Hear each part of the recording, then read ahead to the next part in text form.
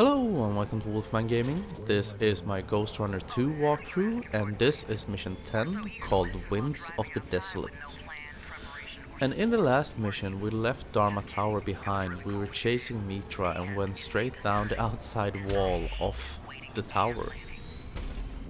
So now we are out in what remains of the outside world, and as you can see, people have made a bang up job of destroying everything. And this is the reason why the last few scraps of humanity have retreated into places like Dharma Tower. And I think this outside reminds me a lot of the Fallout games, which of course, whenever you see a post-nuclear, very brown wasteland, that is usually the game that your thoughts turn to. And in these outside world levels, because there are a few of them, since we're not going back to the hub, at certain points out here in on the outside, almost said in the outside, but that sounds like a very odd sentence. But either way, out here, outdoors, you will find those upgrade kiosks from time to time, where you can buy the chips that allow Jack to install different modifications. And if you have checked in the description, I will not be buying any more for a while. I think I talked about that I use very few upgrade chips. I use the ones that I think makes, in my playstyle, the biggest difference. They give you huge perks, and whenever I do walkthroughs, this is something I've talked about before. I always try to do strategies that allow you to do no upgrades at all if it's possible. If I do any upgrades, I make sure that anyone and everyone who plays along to my walkthrough can do the same upgrades. For example, in walkthroughs I've done for Dishonored or The Last of Us, I didn't do any upgrades at all. But here, since you get money for killing enemies and all the different upgrades cost money, I decided to go with the bare minimum I use when I play this game for just my own leisure. These are the upgrades I have used, and I must say I have played this game so much at this point. Because I suffered a very annoying glitch in this game. Because if you know me, I am a trophy hunter. And I decided to go for the platinum in this game. And it is, as far as platinum trophies go, I think this game is a lot more challenging than the first one. Because a bit due to the challenges that you have to complete, get a gold medal in all 10 of them. Because I talked about Tempest Master, that drove me right around the bend. And the thing is, the trophy that glitched for me, ironically, if that's even correct to say about it, but the trophy that glitched for me is a trophy called All Jacked Up, for buying all the upgrade chips. And the thing is, to buy all the upgrade chips, I think you need around 350,000 credits. And on my last playthrough, I just blitzed through the game because I can do that at this point. I think I played through the game like 6 times in total right now. And by the way, here is a new enemy. I call them wheels because I said I couldn't find the official names online. I know I've seen them, but those wheel fellas, they will charge at you, and what you want to do is try to trick them, which is very easy, to run into a wall that will stun them, like you saw there. And when they are stunned, you can either gap jam up to them and slash them, or you can just run up and slash them. If they are not stunned, you can still kill them if you manage to slash your sword at them from the side. If you hit the wheel, nothing will happen. Most likely you will die. But so make sure to always lure them to drive into a wall and stun them. But going back to what I was saying, yes, I was going for... Let's try again. The all jacked up trophy. As I said, it takes around 350 credits to buy all the upgrades. And I blitzed through the game on, I think it's my 6th or 7th playthrough. And I have accumulated around 100,000 credits. So I'm gonna have to, via level select, go through this game again.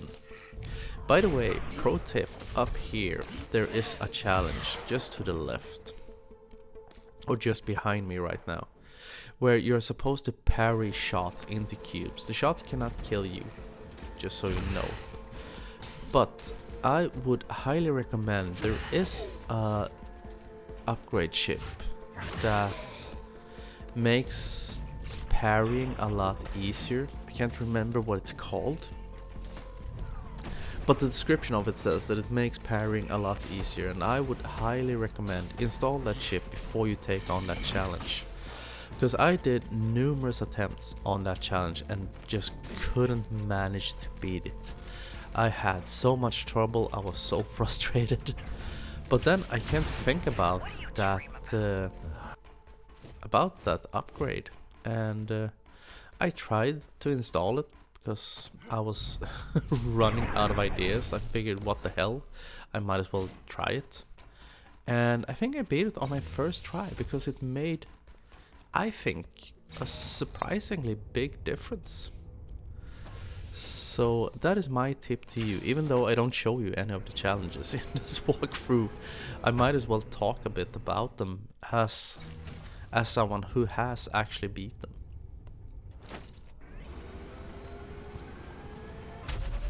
And had I thought about it when recording this walkthrough, maybe I would have included them. Because I beat the challenges on a playthrough after I had recorded this walkthrough. Because I played through the game and I did a practice run, and then I started recording the walkthrough, and after that I went for my platinum run, where I decided to go for all the collectibles, all the challenges, all the upgrades, stuff like that, and also Rogue Runner, which is a game mode that's that Kira introduces you to. Thing to know about Rogue Runner that can probably save you some grief. I think when you're first introduced to it, sometime after level 4, like after level 5 or 6, I think, you need to talk to Kira and she will introduce you to the simulator. But I don't think you can beat the entire thing at that time, because there are 4 levels you need to get through. And the first time I attempted it, after the 2nd level, it just kicked me out to the main menu, and I don't know if it was that the game glitched, or maybe you just have to wait until you have progressed throughout the entire game before you can beat the entirety of Rogue Runner. I tried googling it, but I couldn't find any answers about it, so maybe it was just an odd glitch. But I recommend go for it after you've beaten the entire game, then you will be able to complete the whole thing.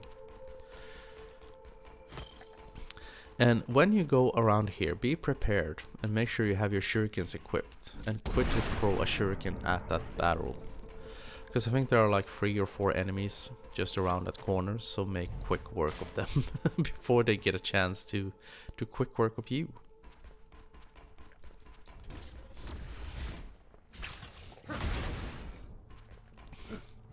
And I think it's super fun that they actually switch it up like this. Because that they include the motorcycle and these outside levels. Because that keeps the game interesting.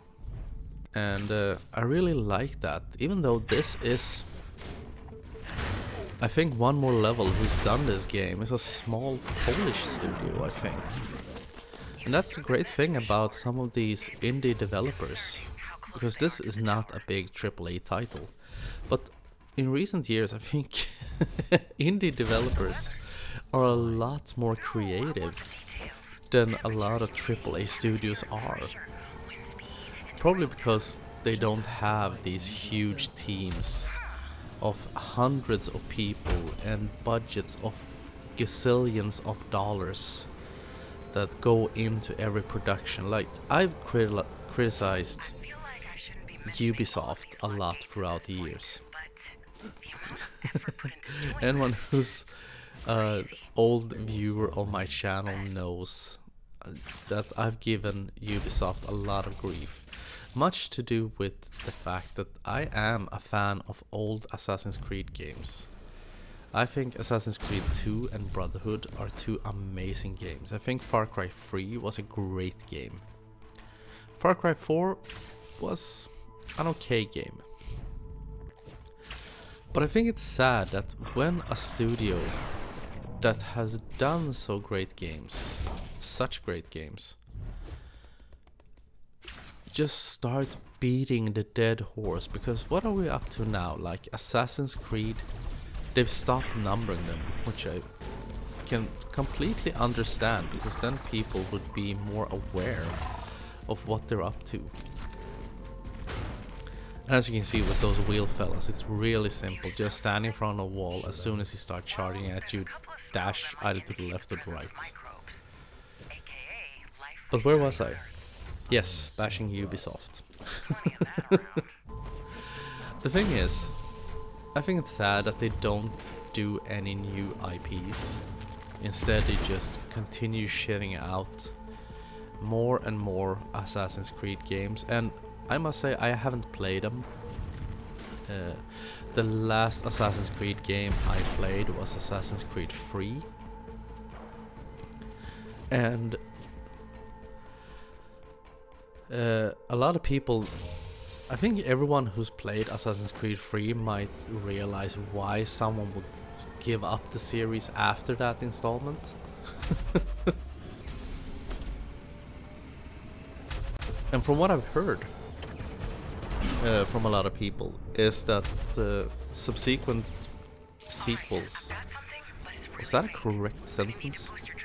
Either way, the installments afterwards, a lot of them have been a lot better. I tried, what was it, Assassin's Creed Origins, I think, for a little bit. By the way, when you get in here, first of all, pick up the memory shard. When you go on this booster pad, as soon as it launches you up, make sure to dash forward and then grab the grappling point with your gap jammer. Because what that does is it lunges you forward and it will make you go beneath the shot of the chook.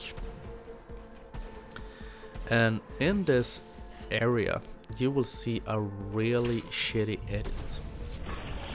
Because something weird happened here.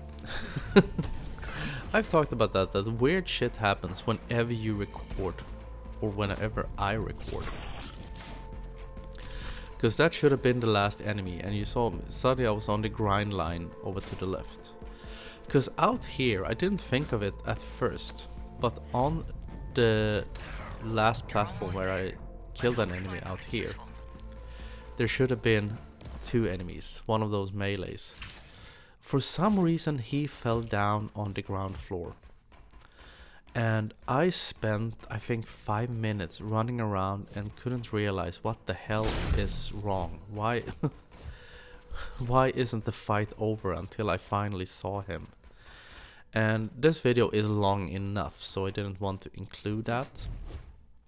So I had to do that shitty edit. That was the best edit I could. do to make you see what happened, or progress this fight, so to speak. And then I suffered a bit of a brain fart on how to get up here and continue onwards. Well, there it is. But now where was I? Assassin's Creed Origins, yes, I think that was the one I tried out for a little bit. It took place in Egypt, I think. And I borrowed it from a coworker of mine, and I think I spent maybe like 2 hours with it. And just felt like, no, I'm so done with this series, because it had implemented elements from Far Cry as well. I got access to the open world, and suddenly, oh, you have to start hunting things to be able to create quivers and sheaths and stuff like that. And I was like, no, I'm done with this. This is not my cup of tea anymore, so I just uninstalled it and started playing something else. No idea what I chose to play.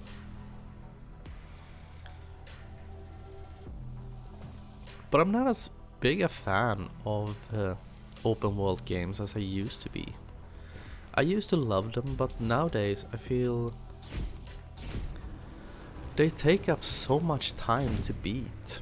So I've actually become more of a fan going back to more linear games, because I go through quite a few games in a year, usually. But and open world games, the last open world game I played and which I really loved was, of course, Elden Ring. One of the best open world role-playing games I have ever played in my entire life, I must say. And I am thinking about maybe going back to playing it once again, because when I play a Souls game, I invest so much time and so much effort into it. So when I complete it, I think Sekiro is the only exception to this rule. It will lie on a shelf or in the box where I keep all my video games, or all my recent video games, because all my video games would not fit in there. Or in a cupboard, actually it is. But either way, I take a huge break from those games after, because they are quite taxing when you play them.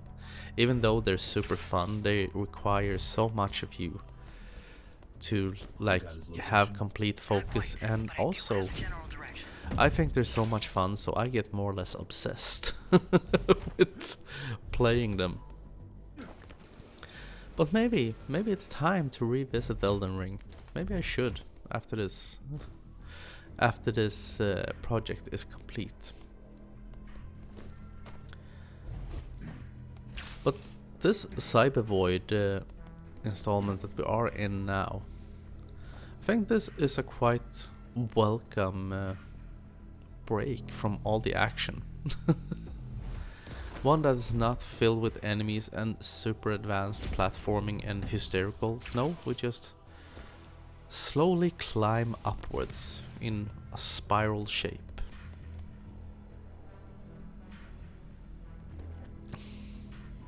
Even though I love the high tempo of this game, sometimes it's nice to take a break.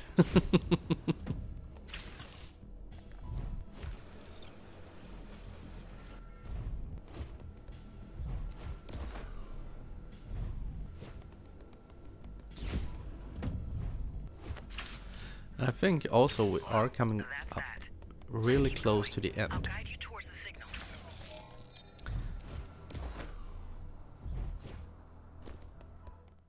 Yes, there we go. That's the end of the level. So I want to thank you very much for watching, and I will see you again in my next video. So until next time, this is the Wolfman signing off.